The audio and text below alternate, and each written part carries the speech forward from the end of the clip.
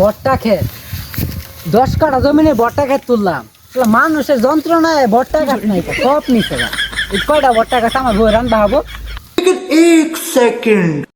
ভট্টা খেতে তো কেউ দেখা যায় না, 2 দিন ধরে ভাতও খাওয়াইতেছি না, বই রাতের গোতা খাইয়া থাকতেছি।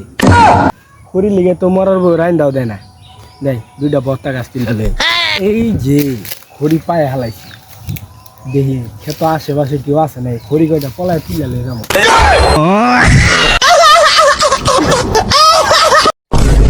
হ্যাঁ ভট্টা খেত কারা রে?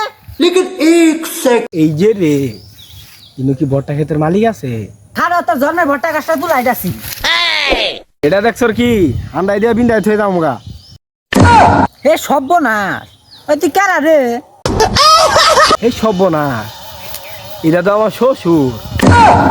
বই রাতের মায়ের খেয়ে কুলাই না, আমার শ্বশুর আর জামাই কি জাতাজাতি করবো না, হ্যাঁ পলাই।